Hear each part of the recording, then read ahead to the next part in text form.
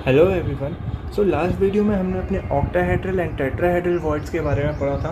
उनकी डेफिनेशन पढ़ी थी और उनको डायग्रामेटिकली चेक किया था कि वो होते कैसे हैं। ठीक है, उसके बाद आगे बढ़ते हुए अभी हम देखेंगे कि अब इनके साइज को कंपेयर करेंगे हम। ठीक है, कि कौन सा वॉइड हमारे पास बड़ा होता है और कौन सा वॉइड हमारे पास छोटा होता है। तो हमारा आज का टॉपिक है sizes of octahedral and tetrahedral voids.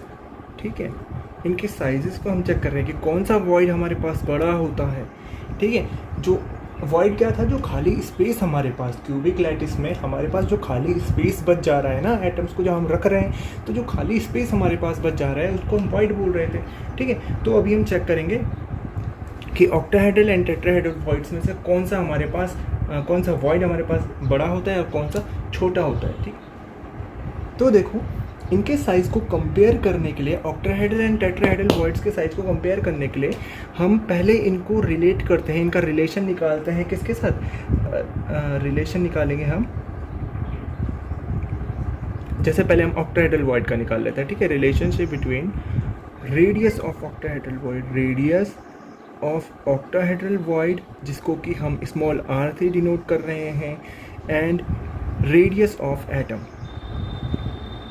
Radius of atom जो हमारा जो क्यूबिक क्रिस्टल है उसमें जो एटम्स है उनकी जो रेडियस है। ठीक है, तो पहले हम देखो ऑक्टाहेड्रल वॉइड की रेडियस को एटम की रेडियस के साथ कंपेयर करेंगे, फिर हम टेट्राहेड्रल वॉइड की रेडियस को एटम की रेडियस के साथ कंपेयर करेंगे। ठीक है, तो यहाँ से हमको पता चल जाएगा कि इन दोनों में से कौन सी रेडियस कौन सी वॉइड हमारे पास बड़ी होती है। ठीक है, तो यहाँ पे हमने कुछ जनरल टर्म्स ले लिए हैं। जो हमारे पास ऑक्टाहेड्रल वॉइड की रेडियस वो हमने स्मॉल r ले ली है, जो हमारे पास रेडियस ऑफ एटम है वो हमने कैपिटल R ले लिया। ठीक है, तो अभी हम इसको रब कर रहे हैं। तो अगर हम ऑक्टाहेड्रल वॉइड को थोड़ा सा याद करें तो ऑक्टाहेड्रल वॉइड हमारे पास बना था 6 स्फीयर्स से। 6 स्फीयर को कंबाइन करके हमने अपना ऑक्टाहेड्रल वॉइड बनाया था। ठीक है, 6 स्फीयर जो आपस में एक दूसरे को टच कर रहे थे उनसे हमने अपना ऑक्टाहेड्रल वॉइड बनाया था।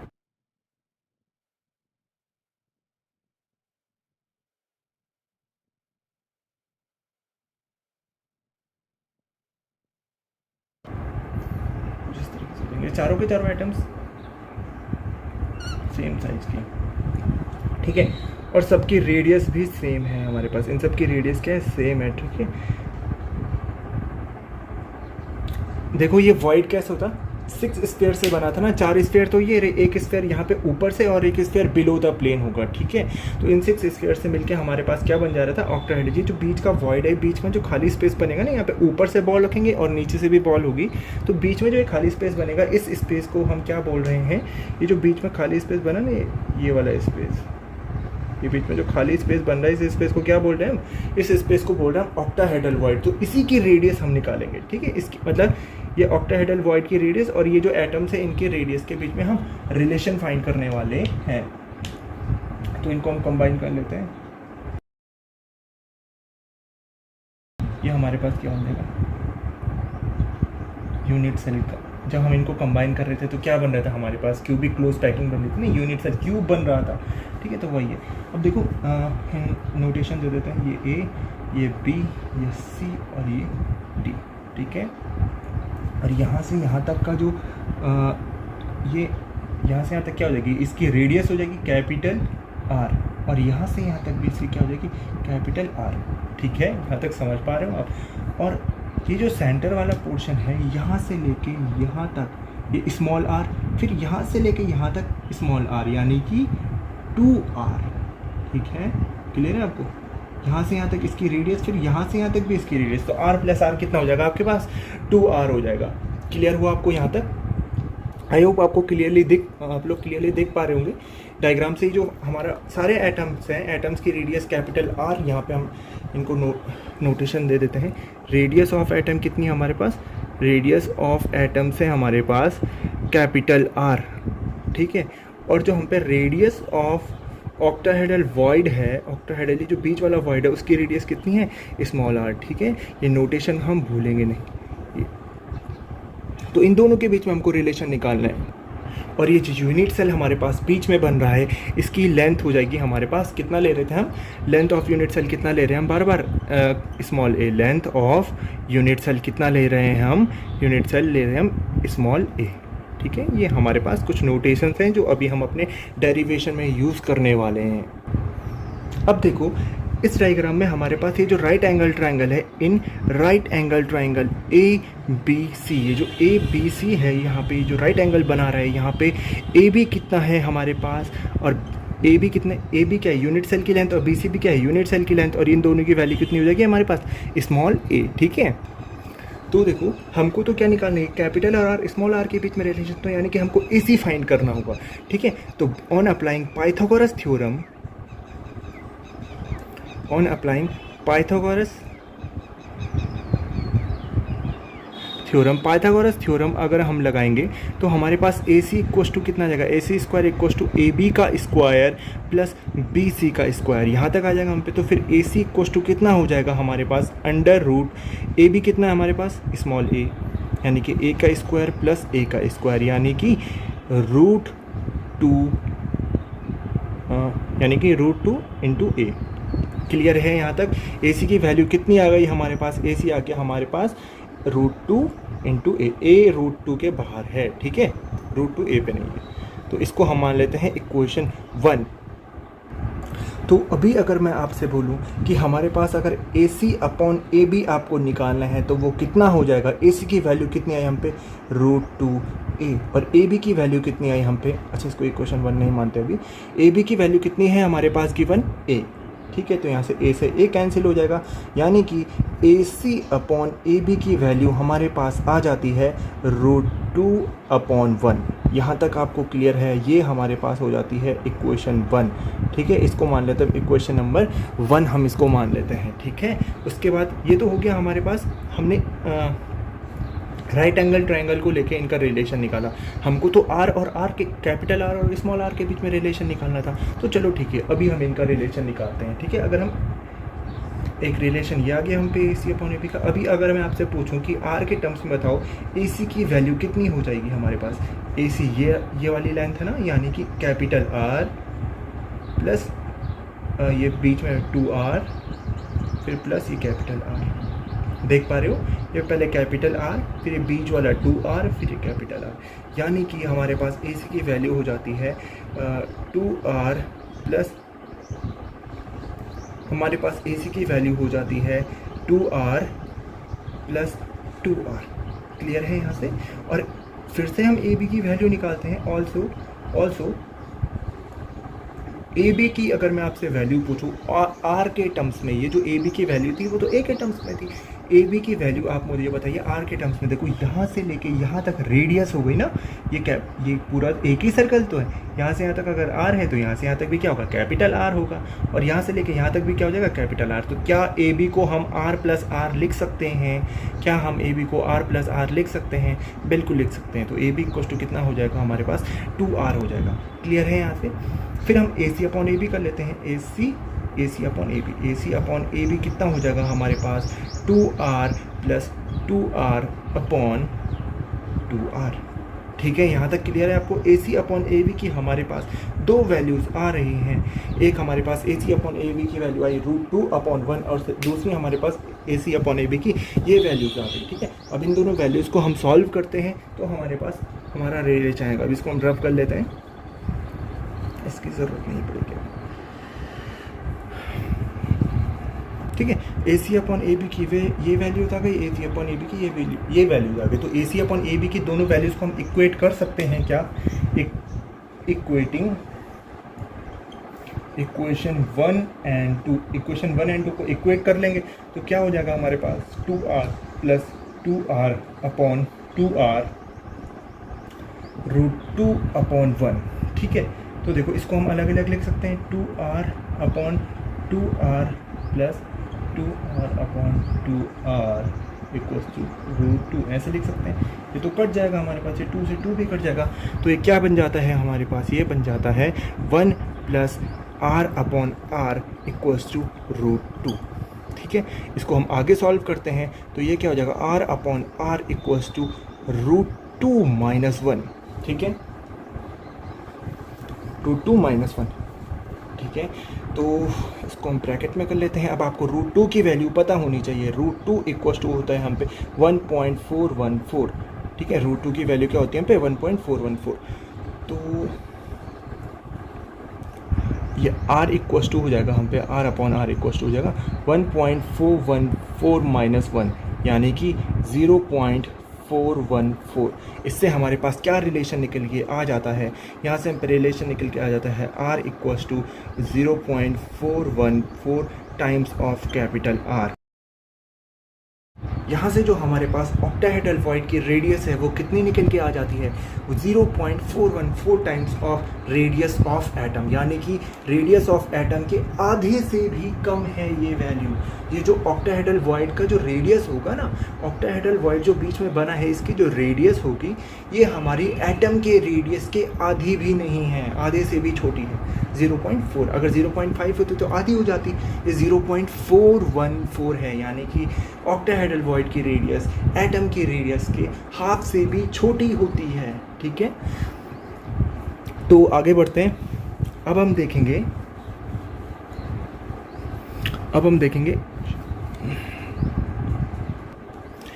देखेंगे रिलेशनशिप बिटवीन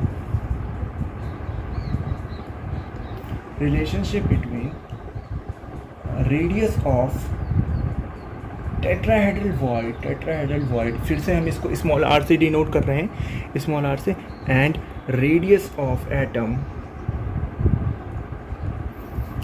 ऑफ एटम जिसको कि हम कैपिटल R से डिनोट करेंगे इन अ क्यूबिक क्लोज पैकिंग में हमारे पास इनकी रेडियस के बीच में क्या रिलेशन आता है वो हम देखने वाले हैं, ठीक है। तो देखो जो हम पे टेट्राहेड्रल वॉइड था, टेट्राहेड्रल वॉइड कितने स्फीयर से मिलके बन रहा था बताइए मुझे। टेट्राहेड्रल वॉइड कुछ इस तरीके से बन रहा था, ऐसे ये और ये, ठीक है। ये इसके ऊपर से रखा हुआ है, आई बात समझ में। तो इसको हम डायग्रामेटिकली कैसे शो करते हैं, देखो ये जो स्फीयर है, मतलब ये जो टेट्राहेड्रल वॉइड बन रहा है, इसको हम डायग्रामेटिकली शो किस तरीके से करेंगे। एक हमको क्यूब बनाना होगा और हर क्यूब के अल्टरनेट कॉर्नर पे हमको एटम्स को रखना होगा, ठीक है। हमारे पास जो एटम्स होंगे वो कहाँ पे होंगे, क्यूब के अल्टरनेट कॉर्नर्स पे। हमारे पास क्यूब हो गया, इसके अल्टरनेट कॉर्नर्स पे हम अपने एटम्स को रख देंगे। देखो ये रहा, ये और ये, ठीक है। और एक यहाँ पे अल्टरनेट कॉर्नर्स पे हमने अपने एटम्स को रख दिया, ठीक है। तो देखो मैं आपको एक बात बहुत ही क्लियरली बता देता हूँ, ये सिर्फ इसका डायग्रामेटिक नोटेशन है। एक्चुअली में ये सारे के सारे एटम्स कुछ इस तरीके से रखेंगे। ये जो एटम होगा ये यहाँ पे होगा, ये जो एटम होगा ये यहाँ पे होगा, ये जो एटम होगा यहाँ पे होगा। ये जो एटम है ये इनको ऊपर से ढक रहा है, ये सारे के सारे एटम्स एक दूसरे को टच कर रहे हैं, ठीक है। थोड़ा 3D में सोचने की कोशिश करो ना। देखो अगर ये एटम बड़ा सा यहाँ पर होता, ये पीछे की साइड को होता और ये ऊपर की साइड से ऐसे में रखा हुआ होता, ठीक है। ये सारे के सारे एटम्स, ये सारे के सारे स्फीयर्स एक दूसरे को टच कर रहे हैं। क्योंकि हमको अब इनके बीच में रिलेशन निकालना है तो फिर वो पॉसिबल नहीं हो पाएगा ना। अगर हम इनको टच करके दिखाएंगे तो फिर हमारे जो रिलेशन हम निकालना चाहते हैं वो रिलेशन निकालने के लिए हमको इस तरीके से इनको डायग्रामेटिकली शो करना पड़ेगा, ठीक है। अगर आप इनको 3D में देख पा रहे हैं तो बहुत ही अच्छी बात है, ठीक है। ये 3 स्फीयर्स ग्राउंड पे रखे हुए हैं हमारे पास और उनको ऊपर से ये वाला स्फीयर ढक रहा है और ये सब एक दूसरे को आपस में टच कर रहे हैं, ठीक है। ये जो हमारे पास फेस है, अपर फेस वाली डायगोनल है, ठीक है। इसका नाम हम रख लेते हैं ए और इस वाले पार्ट का नाम रख लेते हैं हम बी और इसका पार्ट रख लेते हैं हम सी, ठीक है। और ये वाला हमको ये बॉडी डायगोनल, ये तो है हम पे फेस डायगोनल, ये क्या है हम पे फेस डायगोनल। और ये जो यहाँ से जा रही है आगे वाले फ्रंट वाले फेस के स्पेयर से जा रही है, ये बैक वाले फेस के स्पेयर पे, ये है हम पे बॉडी डायगोनल, ठीक है। इसका नाम रख लेते हैं D, A B C D. इन पॉइंट्स की हमको ज़रूरत पड़ेगी अभी। अगेन हमारे पास जो हमने पिछले उसमें नोटेशन ली थी, सेम टू सेम हम यहाँ पे नोटेशन लेंगे। इसको हम रब कर लेते हैं। नोटेशन हमारे पास क्या क्या हो जाएंगी, नोटेशन क्या क्या हो जाएंगे हमारे पास। नोटेशन थी हमारे पास रेडियस ऑफ एटम हमने कितना लिया था, रेडियस ऑफ एटम को लिया था हमने capital R। Of tetrahedral void, जो वॉइड बन रहा है बीच में, इन तीनों के बीच में तो वॉइड बन रहा था ना, यहाँ पे कहीं पे वॉइड बनेगा, यहाँ पे, ठीक है, इन तीनों के बीच में तो वॉइड बन रहा था, ठीक है। अभी देखो डायग्राम की हेल्प से इन तीनों के बीच में तो वॉइड बन रहा था, ठीक है। डायग्राम तो टेट्राहेड्रल वॉइड की रेडियस हम स्मॉल r मान लेते हैं, और length of unit cell, length of unit cell हम कितना मान रहे हैं, लेंथ ऑफ यूनिट सेल हम ले ले रहे हैं स्मॉल a, ठीक है। तो ये हमने नोटेशंस ले लिए जिनके की बेसिस पे हम अभी इसका डेरिवेशन करेंगे, ठीक है। तो अच्छा, यहाँ पे हमारे पास AC जो है, AC क्या है, हम पे फेस डायगोनल, और जो हमारे पास AD है वो है बॉडी डायगोनल, ठीक है। ये क्या है हम पे बॉडी डायगोनल, ये फेस के सेंटर पे है और ये बॉडी के बीच से जा रही है, ठीक है। तो अच्छा, अभी हम देखते हैं ऊपर वाले ट्राइंगल में, ऊपर वाले फेस पे, ठीक है। ये राइट एंगल ट्राइंगल है ना, इन राइट एंगल ट्राइंगल ABC, फिर से हम AC की वैल्यू अगर निकालें तो AC की वैल्यू कितनी हो जाएगी हम पे बताइए। AC इक्वल हो जाएगा √AB का स्क्वायर प्लस BC का स्क्वायर, ठीक है। पाइथागोरस हमने सिंपल यहाँ पे अप्लाई कर रखी है। तो AB कितना है हमारे पास, AB तो हमने यूनिट सेल की लेंथ क्या ले रखी है, स्मॉल a ले रखी है, और BC भी क्या है हम पे स्मॉल a, तो यानी कि कितना हो जाएगा A² प्लस A², यानी कि AC की जो लेंथ आ गई हम पे कितनी आ जाएगी √2a, ठीक है। A जो है वो √रूट से बाहर है हमारे पास, ठीक है। और साथ ही साथ देखो, साथ ही साथ लेते हुए चलते हैं, ठीक है। मैं यहाँ पे एक बार टेट्राहेड्रल का भी बना देता हूँ। टेट्राहेड्रल कुछ इस तरीके से होता है ना, देखो ये जो 3 स्फीयर्स मैं बना रहा हूँ, ये ग्राउंड वाले जो 3 स्फीयर्स हैं, ये तीनों स्फीयर हैं, और ये जो है ये इसको हमने ऊपर से ढका हुआ है, यानी कि ये वाला स्फीयर, ये वाला स्फीयर। तो टेट्राहेड्रल वॉइड से हमको क्लियर है कि चारों के चारों स्फीयर्स क्या करते हैं, एक दूसरे को आपस में टच कर रहे होते हैं। हर स्फीयर एक दूसरे को क्या कर रहे हैं, ये इसके साथ भी टच है, ये इसके साथ भी टच है, ये इसके साथ भी टच में है, चारों के चारों आपस में एक दूसरे को टच कर रहे हैं। तो फिर हमारे पास AC की और क्या हो जाएगी, अगर हमने रेडियस ऑफ एटम को R माना है, तो देखो ये कहीं ना कहीं यहाँ बीच तक फैला हुआ होगा, ये इसको टच कर रहा होगा, यानी कि कुछ इस तरीके से होगा यहाँ पे, और ये वाला कुछ इस तरीके से होगा, ये कुछ इस तरीके से होगा यहाँ पे, ये कुछ इस तरीके से होगा यहाँ पे, ठीक है। देखो डायग्राम बहुत ही गंदा हो जाएगा, इसी वजह से हमें इसको कम्प्लीटली बनाना नहीं चाह रहा था। तो AC कितना हो जाएगा, यहाँ से लेके यहाँ तक AC की रेडियस कितनी है, सॉरी यहाँ से लेके यहाँ तक एटम की रेडियस कितनी है, कैपिटल R। फिर यहाँ से लेके यहाँ तक इस एटम की रेडियस कितनी है, कैपिटल R। तो यानी कि AC की एक और वैल्यू हो जाएगी हम पे 2R, ठीक है। तो इसको हम अभी अपना डायग्राम सही कर लेते हैं।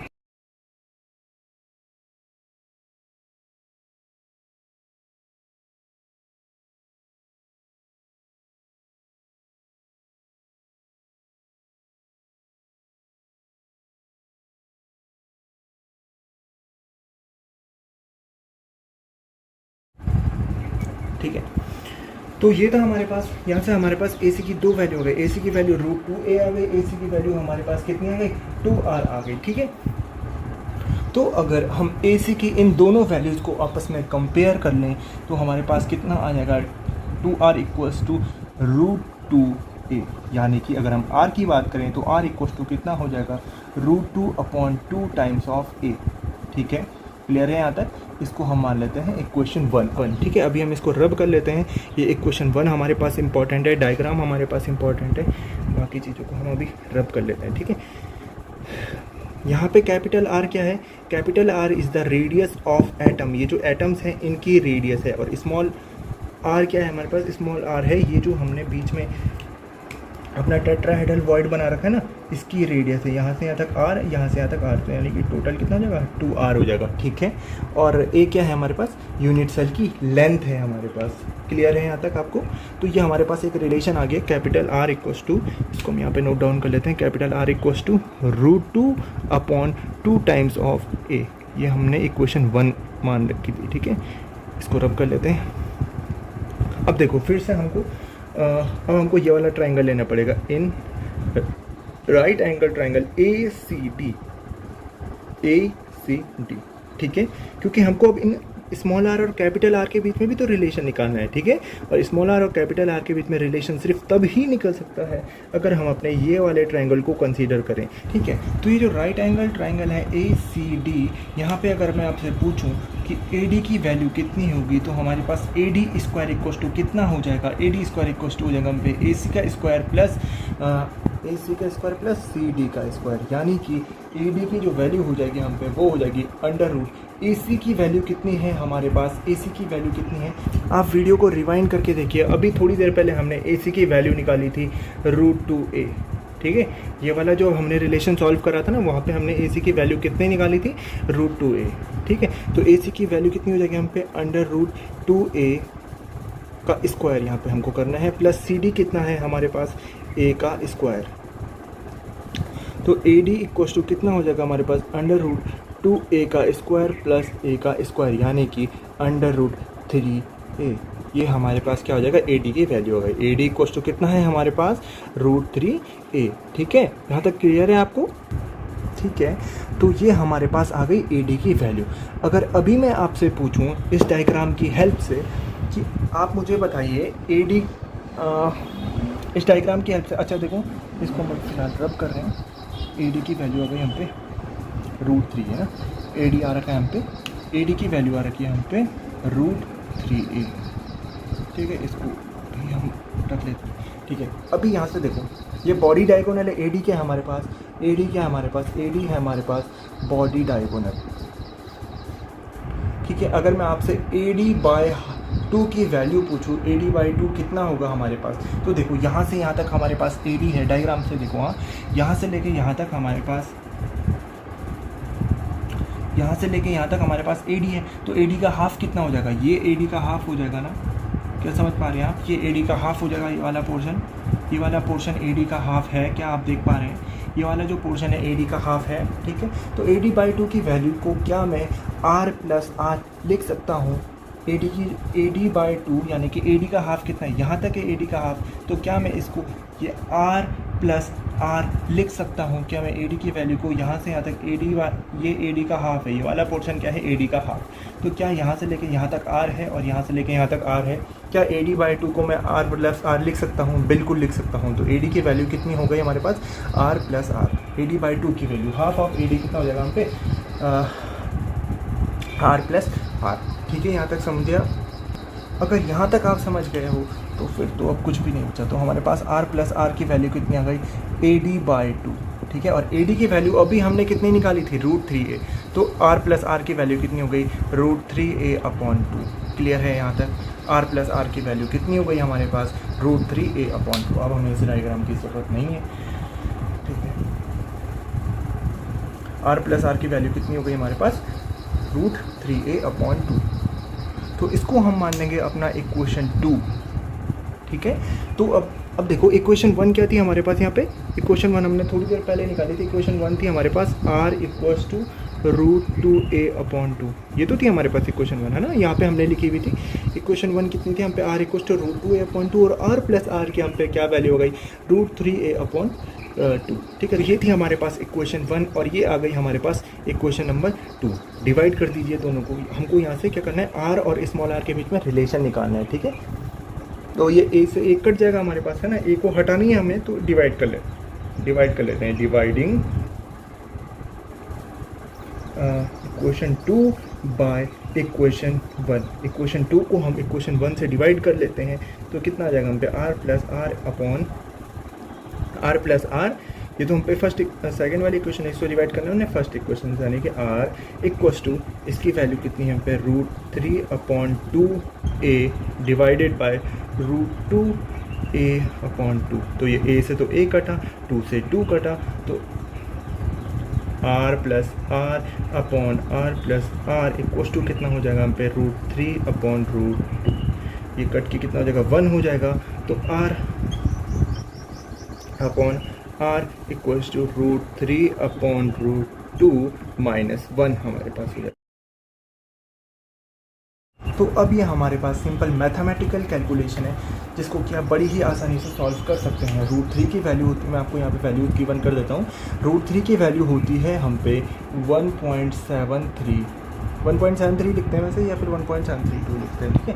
और √2 की वैल्यू होती है हम पे 1.414। इनके वैल्यूज़ को आप पुट करिए तो आप देखेंगे कि R/R की वैल्यू आती है हमारे पास 0.225, यानी कि जो रेडियस ऑफ टेट्राहेड्रल वॉइड है वो कितनी है पे 0.225 times of radius of atoms. ठीक है, आपको क्लियर है यहाँ तक?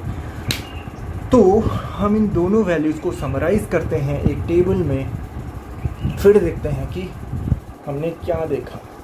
हमने देखा था कि जो रेडियस ऑफ ऑक्टाहेड्रल वॉइड है, हमने देखा कि जो रेडियस ऑफ ऑक्टाहेड्रल वॉइड है, रेडियस ऑफ ऑक्टाहेड्रल वॉइड्स है वो कितना था हमारे पास, वो था 0.414 times of radius of atom, radius of atom.